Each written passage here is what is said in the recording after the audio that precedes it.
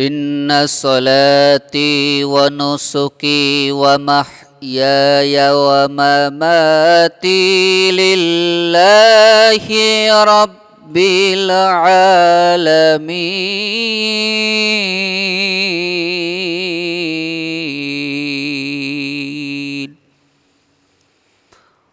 আল্লাহ রব্বুল আলামিন ডাক দিয়ে বলেন, আমার ইব্রাহিম আমি আল্লাহর কাছে স্যালেন্ডার করলো। কি স্যালেন্ডার করলো? ইব্রাহিম স্যালেন্ডার করলো আমার নামাজ, আমার কোরবানি, আমার জীবন, আমার মরণ সব একমাত্র কেবলমাত্র আল্লাহর জন্য। সাইয়্যিদিনা হযরতে ইব্রাহিম আলাইহিস সালাতু ওয়াস সালাম সব কিছু আল্লাহর জন্য করলেন। নামাজ আল্লাহর জন্য, রোজা আল্লাহর জন্য, হজ আল্লাহর জন্য, যাকাত আল্লাহর জন্য, নিজের জীবনটাও আল্লাহর জন্য। ও মুমিন, এই সব কিছু যদি আল্লাহর জন্য করে, তাহলে আমরা উম্মতে মুহাম্মদী হয়ে আমরা কি করলাম? এই যে সামনে আমাদের আসতেছে কোরবানি, এই কোরবানির ইতিহাস কি আপনারা জানেন?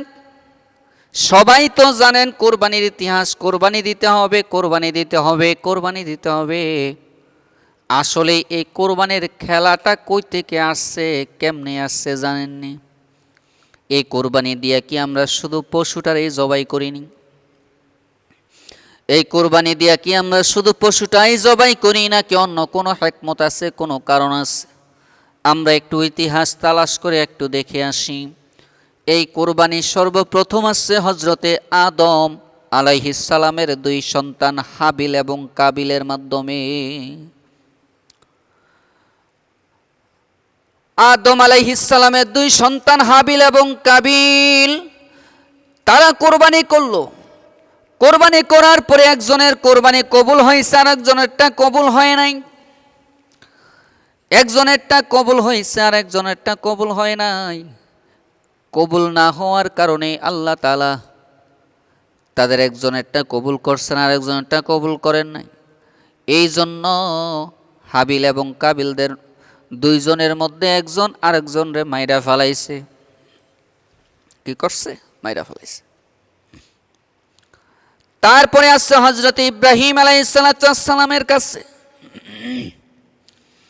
ইব্রাহিম আলাইহিস সালামের বয়স যখন ৮০ বছর, আল্লাহ তাআলা তার ঔরসে একজন সন্তান দিলেন, তার নাম ইসমাঈল। ইসমাঈল আলাইহিস সালাম হযরত ইব্রাহিম আলাইহিস সালামের সন্তান। ইব্রাহিম আলাইহিস সালামের অগ্নি পরীক্ষা দিলেন আল্লাহ তাআলা ইব্রাহিমকে। আল্লাহ তাআলা ডাক দিয়ে বলেন, ইব্রাহিম রে, তুমি তোমার সন্তানকে, আল্লাহ ডাক দিয়ে বলেন, ইব্রাহিম রে, তুমি তোমার সবচাইতে প্রিয় বস্তুটা আমি আল্লাহর রাস্তায় কোরবানি করো। সবচেয়ে প্রিয় বস্তুটা আমি আল্লাহর রাস্তায় কোরবানি করো। হযরত ইব্রাহিম ডাক দিয়া বলে, সকালবেলা চিন্তা করল, এই পৃথিবীর মধ্যে আমার সবচেয়ে প্রিয় বস্তু হচ্ছে আমার সন্তান। এই পৃথিবীর মধ্যে আমার সবচেয়ে প্রিয় বস্তু হচ্ছে আমার সন্তান। আল্লাহর পরে সবচেয়ে প্রিয় বস্তু হচ্ছে আমার সন্তান। নিশ্চয়ই আল্লাহ তাআলা আমার সন্তানকে কোরবানি করার জন্য বলছে। হযরতে ইব্রাহিম আলাইহিস সালাম সকালবেলা, হযরতে ইসমাঈলের বয়স তখন মাত্র ১০। ইব্রাহিম ইসমাঈলকে ডাক দিয়ে বলে, সন্তান, আল্লাহ তাআলা হুকুম করেছেন, অর্ডার করেছেন আমার প্রিয় বস্তুটা কোরবানি করার জন্য। আরে ইসমাঈল, আমার সবচেয়ে প্রিয় বস্তু হচ্ছে তুমি সন্তান। আমার আল্লাহ তাআলা অর্ডার করেছেন, আমার বুঝতে আর বাকি নাই, আমার আল্লাহ অর্ডার করেছেন তোমাকে কোরবানি করার জন্য। হ্যাঁ ইসমাঈল রে, আমি কোরবানি করার জন্য প্রস্তুত, তুমি প্রস্তুত নেই? ইসমাঈল ডাক দিয়ে বলে, আব্বা গো সাতাজিদুনি ইনশাআল্লাহু মিনাস সাবিরিন। ও আব্বা, আপনি আল্লাহর হুকুম পালন করেন, আমি আল্লাহর হুকুম পালন করার জন্য প্রস্তুত, একটা সেকেন্ডও আর দেরি করা যাবে না। ইব্রাহিম আলাইহিস সালাম ইসমাইলকে নিয়ে ওই মিনার প্রান্তরে চলে গেলেন। মিনার প্রান্তরে যাওয়ার পরে সন্তানকে সঙ্গে নিয়ে গেলেন মিনার প্রান্তরে কোরবানি করার জন্য। সন্তান গেল, বাপ গেল, গিয়া ইসমাইল ডাক দিয়ে বলে, আব্বা গো আমার দুইটা পা দুইটা হাত বাইদা দেন, আর আপনার চক্ষু যুগল বাইদা দেন। আপনার চক্ষু দিয়া যদি আমাকে দেখেন কোরবানি করার সময়, তাহলে আপনার বড় মায়া লাগবে, আল্লাহর হুকুম পালন করার জন্য আপনার বড় দেরি হয়ে যাবে আব্বা গো। আর আমার হাত পা যদি খোলা থাকে, তাহলে হাত পা লড়াচড়া করার কারণে আপনার শরীরে আঘাত লাগতে পারে, আপনি কষ্ট পেতে পারেন, আল্লাহর হুকুম পালন করতে গিয়ে দেরি হইতে পারে। ও আব্বা, আপনি আর একটা সেকেন্ড দেরি করবেন না, আমার হাত পা গুলা বাইদা দেন। ইব্রাহিম আলাইহিস সালাম আল্লাহর হুকুম মতো কোরবানি করার জন্য প্রস্তুত হয়ে গেছে। ইসমাইলকে শোয়া দিছে, আল্লাহ তাআলা ওই দিক দিয়ে দেখতেছে। আর খেলা দেখা হযরতে জিব্রাইলকে ডাক দেয়া বলে, জিব্রাইল রে, আমার ইব্রাহিম আমার পরীক্ষা দিচ্ছে। ইব্রাহিম পরীক্ষায় 100তে 1000 মার্কস পেয়েছে, এত সুন্দর পরীক্ষা দিয়েছে আমার খলিল ইব্রাহিম। তুই যা যা, সঙ্গে সঙ্গে এখনই যা, গিয়া ওই জান্নাত থেকে বেহেশত থেকে একটা দুম্বা নিয়ে যা, একটা দুম্বা নিয়া আমার ইব্রাহিমের কাছে চইলা যা, তার সুরের নিচ থেকে এখনই ইসমাইলে সরায়া দে, নতুবা ইব্রাহিম যেই পাগল হয়ে গেছে আমি আল্লাহর জন্য, সে নাকি তার সন্তান ইসমাইল জবাই কইরা ফেলে। আল্লাহ বলে, ইব্রাহিম রে, আমি তোর উপর বড় খুশি, আমি তোর উপর বড় খুশি রে ইব্রাহিম, তোর কর্মকাণ্ডে, তোর আমি আল্লাহর প্রতি ভালোবাসায় আমি বড় খুশি হয়ে গেছি। আজ থেকে আমি আল্লাহ অর্ডার করে দিলাম, এই পৃথিবীর মধ্যে কিয়ামত পর্যন্ত যত মানুষ আসবে, যাদের উপর কোরবানি ওয়াজিব করা হবে, তাদের সবাইকেই কোরবানি করতে হবে। কোরবানিটা আমি আল্লাহ ওয়াজিব কইরা দিছি, হালাল পশু দ্বারা কোরবানি করবে। আগের যুগের নবী রাসূলদের সময় এই কোরবানির প্রচলন ছিল অন্যরকম। আমরা যেমন কোরবানি করি, কোরবানির পশু যেমন জবাই করি, ওই রকম ছিল না। আগে ছিল, তারা পশুটা আমরা কিতাবের মধ্যে পেয়েছি, ইতিহাস তালাশ করলে বোঝা যায়, ওই কিতাবের মধ্যে আমরা পেয়েছি যে আগের যুগের নবী রাসূলদের আমলে ছিল, আগের যুগের নবীদের শরীয়তের মধ্যে ছিল কোরবানিটা একটা পশু জবাই কইরা তারা মাঠে ঘাটে রেখে আসতো, মাঠে ঘাটে রেখে আইসা দিত, কোরবানি কইরা রাইখা চলে আসতো। যাদের কোরবানি কবুল হয়তো, আকাশ থেকে আগুনের গোল্লা পড়তো, আকাশ থেকে অগ্নিকুণ্ড পইরা ওই পশুটা জ্বালাইয়া দিত যাদের কোরবানি কবুল হইতো। আর যাদেরটা কবুল হইতো না, কবুল যাদের হইতো না, তাদেরটা এইভাবে পড়ে থাকতো, এইভাবেই ওই মাঠে ঘাটে পড়ে থাকতো, তারা চলে আসতো। আমার নবীর যুগে, নবীর আমলে আমার নবী চিন্তা করে দেখলেন আমার উম্মতগুলা কত দুর্বল, তাদের কোরবানি কবুল হয় না কি হয় না কিভাবে বুঝবো। এই জন্য তারা যদি ওই পশুটা যদি ওই মাঠে ঘাটে এইভাবে রাইখা দেয়, তাদের একজন আরেকজনকে তিরস্কার করবে, একজন আরেকজনকে ছোট করবে, খাটো করবে। শেষ জমানার মানুষগুলা একজন আরেকজনকে নিয়ে কটাক্ষ করবে, হাসি তামসা করবে। আমার নবী আল্লাহকে ডাক দিয়া বলে, মাবুদ, আমার উম্মতগুলার ক্ষেত্রে আইনটা একটু ভিন্ন করে দেন। আমার আল্লাহ তাআলার সঙ্গে সঙ্গে আইনটাকে একটু ভিন্ন করলেন। আল্লাহ বলেন, লাইয়ানালাল্লাহা লুহুমুহা ওয়ালা দিমাউহা ওয়ালাকিন ইয়ানালুহু তাকওয়া মিনকুম। আল্লাহ পাক রব্বুল আলামিন আইনটাকে একটু ভিন্ন করে দিলেন। আল্লাহ তাআলা বলেন, বান্দারে, তোমাদের কোরবানির পশুর রক্তগুস্ত কোনো কিছুই আমি আল্লাহর দরবারে কবুল হবে না। আমি আল্লাহর দরবারে আসবি তোমাদের অন্তরের তাকওয়া যার বেশি হবে, অন্তরের ফরহেজগারিতা যার বেশি হবে, তা যার কোরবানিটা আমি আল্লাহ কবুল করব। অন্তরের তাকওয়ার কারণে, অন্তরের ফরহেজগারিতার কারণে আমি আল্লাহ তাআলা তার কোরবানিটা কবুল করব। ও বন্ধু, যে কথাটা বলতেছিলাম, হযরত ইব্রাহিম আলাইহিস সালাম থেকে শুরু করে পূর্বের সমস্ত নবী রাসূলদেরকে আল্লাহ তাআলা ইমানের অগ্নি পরীক্ষা দিয়েছেন। ইমানের অগ্নি পরীক্ষায় যারা যারা উত্তীর্ণ হয়েছে তাদের মর্তবা আল্লাহ তাআলা অনেক বেশি বাড়িয়ে দিয়েছেন। হযরত ইব্রাহিম আলাইহিস সালাম ইমানের অগ্নি পরীক্ষা দিয়েছেন। তাকে নমরুদ আগুনে নিক্ষেপ করলো জ্বালানোর জন্য। ইব্রাহিম আগুনের মধ্যে পইড়া রইছে আর কুণ্ডুলির আগুনের উপর একটা গাছ দিয়া গাছের মধ্যে হাত পা বাইদা এভাবে তারা ঘুরাইতেছে, চরকির মতো তাকে ঘুরাইতেছে, আগুনে জ্বালাইয়া দেবে। আর নমরুদ ওই রাজপ্রাসাদের ছাদের উপর দাঁড়ায় অর্ডার দেয়, আরে আগুন আমার দুশ্মন ইব্রাহিম রে জ্বালাইয়া দে, সারখার করে দে, মিসমার করে দে। আগুন থেকে তার জবাব এসে যায়, নমরুদ মোটা গলায় বক্তৃতা দিস না বেটা, দৈহিক শক্তি হারিয়ে ফেলি নাই, জ্বালাইবার ক্ষমতাও ভুলে যাই নাই। তুই যদি পরীক্ষা করতে চাস তাহলে তুই আইসা দেখ আমি আগুন কতটা পাওয়ারফুল, কতটা শক্তিশালী। তোরে সহ গোটা দুনিয়ার সব জ্বালিয়ে দিতে পারি, কিন্তু আল্লাহর খলিলের গায়ের একটা পশম জ্বালাইবার ক্ষমতা আমি আগুনের নাই।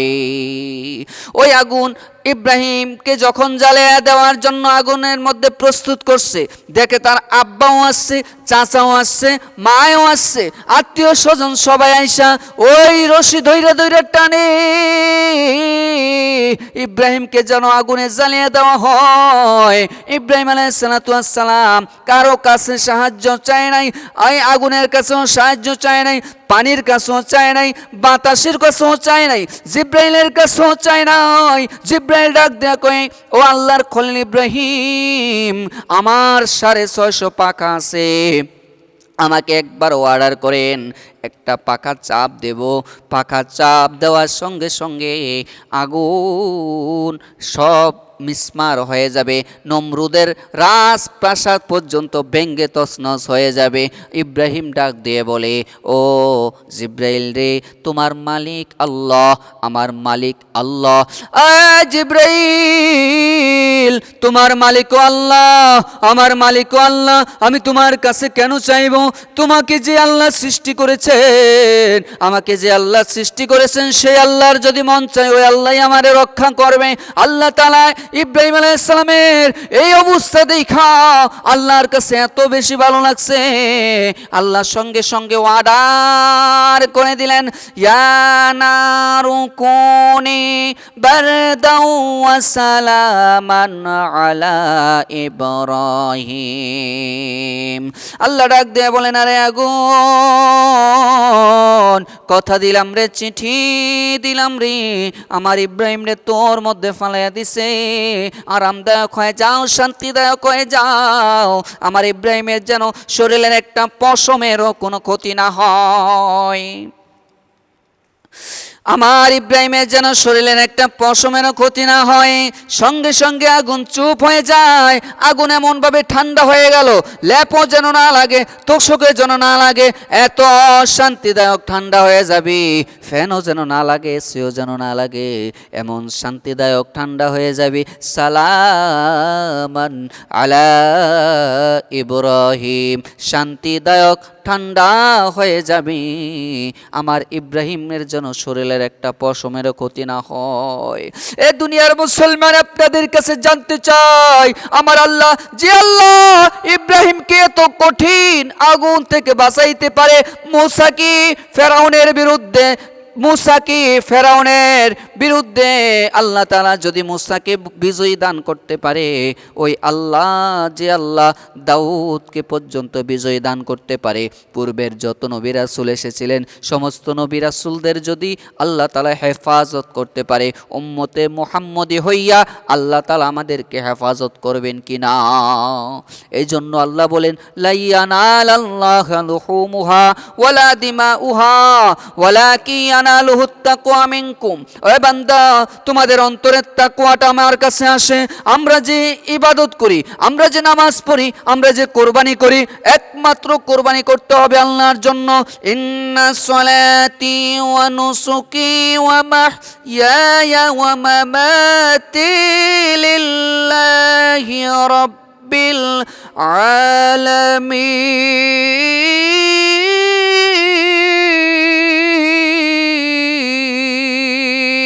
নামাজ, কোরবানি, জীবন, মরণ, হায়াত সব একমাত্র আল্লাহর জন্য। যে ব্যক্তির জীবনটা একমাত্র আল্লাহর জন্য হয়ে যায়, দুনিয়ার কেউ তাকে ক্ষতি করতে পারে না। কোনো কাফের মুশরিক বেঈমানের বাচ্চা তার কোনো কিছু করতে পারে না, কোনো জালিম তাদেরকে কোনো কিছু করতে পারবে না। ও মুসলমান, আপনার ভিতরে আমাদের ভিতরে যদি ওই আল্লাহর ভয় চলে আসে, আপনার ভিতরে আমার ভিতরে যদি আল্লাহর ভয় চলে আসে, আল্লাহর কসম করে বলি, আল্লাহর জন্য আপনার জীবনটা বিলীন করে দেন। আমার আল্লাহ ইন্নাল্লাহা মাআস সাবিরিন, আল্লাহ তাআলা ধৈর্যশীলদের সাথে আছেন। লা তাহজান ইন্নাল্লাহা মা'না, আমার আল্লাহ তাআলা আমাদের সাথে আছেন। কোনো ভয় নাই, কোনো চিন্তা নাই। যত বড় বিপদেই পড়েন না কেন, যত বড় অসুবিধার মধ্যেই পড়েন না কেন, একমাত্র আল্লাহর কাছে চান, দুনিয়ার কারো কাছে চাইেন না। আল্লাহর উপর ভরসা করেন, বেশি বেশি করে ধৈর্য ধারণ করেন, সবরে জামিল ইখতিয়ার করেন, আল্লাহর কাছে বেশি বেশি করে চান। আমার আল্লাহ তাআলা আপনাদেরকে আমাদেরকে হেফাজত করবেন। এক সাহাবীর একটা সন্তানকে কাফের মুশরিকরা বন্দি কইরা রাখছে, খেজুর গাছের সাথে বাইদা রাখছে। ওই সন্তানটাকে খুঁজে পায় না। আমার নবীর দরবারে আসলেন সাহাবী, এসে বলেন, ইয়া রাসূলুল্লাহ, ইয়া হাবিবাল্লাহ, আমার সন্তানটাকে কাফের মুশরিকরা বন্দি করে রাখছে। আমার সন্তানটাকে 3 দিন পর্যন্ত পাই না। আমার সন্তানটা কোথায় তাও জানি না। আমার সন্তানটাকে কিভাবে খুঁজবো? আমার স্ত্রী পাগল পাগল হয়ে গেছে সন্তানের জন্য। আমার নবী ডাক দিয়ে বলে, ইয়া সাহিবাল জাবাল, ও আমার নবী ডাক দিয়ে বলে, ও সাহাবী, বেশি বেশি করে ধৈর্য ধারণ করো, অধৈর্য হইও না, আর বেশি বেশি করে পড়ো, এই দোয়াটা বেশি বেশি করে পড়ো, লা হাওলা ওয়ালা কুওয়াতা ইল্লা বিল্লাহ। যত বড় বিপদে পড়ো না কেন, যত বড় সমস্যার মধ্যেই পড়ো না কেন, বেশি বেশি করে লা হাওলা ওয়ালা কুওয়াতা ইল্লা বিল্লাহ পড়তে থাকবে। এই লা হাওলা ওয়ালা কুওয়াতা ইল্লা বিল্লাহ যত বেশি বেশি করে তুমি পড়বে, আল্লাহ পাক রব্বুল আলামিন সমস্ত বিপদ থেকে তোমাকে হেফাজত করবেন। সাহাবী বেশি বেশি করে লা হাওলা ওয়ালা পড়া শুরু করে দিয়েছে। বাড়িতে গেল, বাড়িতে গিয়া বিবিকে ডাক দিয়ে বলে, বিবি রে, আমার রাসূল সাল্লাল্লাহু আলাইহি সাল্লাম আমাদেরকে একটা ওয়াজিফা দিয়েছেন, ধৈর্য ধারণ করার জন্য বলেছেন, ইত্তাকিল্লাহ ওয়াসবির ওয়া আমরুকা ওয়া ইয়াহা আন তাস্তাকসিরা মিন কওলি লা হাওলা ওয়ালা কুওয়াতা ইল্লা বিল্লাহ। আমার রাসূল বলে দিয়েছেন আমরা বেশি বেশি করে যেন ধৈর্য ধারণ করি। ধৈর্য ধারণ করো আর লা হাওলা ওয়ালা কুওয়াতা ইল্লা বিল্লাহ বেশি বেশি করে পড়ো। পড়তেছে পড়তেছে পড়তেছে, হঠাৎ করে ওই সাহাবীর সন্তান ঘুমিয়ে আছে, গাছের নিচে ঘুমিয়ে আছে। ওই সন্তানটা রাত্রিবেলা যখন ঘুমায়, পাহারা দিচ্ছে কাফের মুশরিকরা। ওই সন্তানটা দড়ির মধ্যে যখন হাত দিছে, বাঁধনের মধ্যে হাত দিছে, বাঁধন কইলা গেছে। পায়ের বাঁধনের মধ্যে হাত দিছে, পায়ের বাঁধন অটোমেটিক কইলা গেছে। সন্তানটা দাঁড়িয়ে গেল। ওই কাফের মুশরিকরা অচেতন হয়ে পড়ে আছে। ওই কাফের মুশরিকদের অবস্থা দেখে এই সন্তানটা এখান থেকে চলে আসবে। দেখে হাজার হাজার বকরির পাল কাফের মুশরিকদের। ওই সন্তানটা ডাক দিয়ে বলে, হ্যাঁ বকরির পালেরা রে, আজকে 3 দিন পর্যন্ত কোনো কিছু খাই নাই, 3 দিন পর্যন্ত আমি উপাস, তোরাও চল আমার সাথে আমার বাড়িতে চলে আয়। ওই সাহাবীর সন্তানটা বলার সঙ্গে সঙ্গে 4000 বকরি সহ বিশাল একটা পাল ওই সাহাবীর সন্তানের সঙ্গে চলে আসলো বাড়ির মধ্যে। এই জন্য আল্লাহ তাআলা বলেন, বান্দা তুমি যখন বিপদে পড়বে, যত বড় সমস্যার মধ্যেই তুমি পড়ো না কেন, আমি আল্লাহর কাছে বেশি বেশি করে চাইবে, ইস্তেগফার করবে, ধৈর্য ধারণ করবে, যত বড় বিপদ হোক না কেন আমি আল্লাহ তোমাকে সমস্ত বিপদ থেকে রক্ষা করব। আল্লাহ পাক আমাদের সবাইকে বেশি বেশি করে ধৈর্য ধারণ করার তৌফিক দান করে দিন, বলেন আমিন।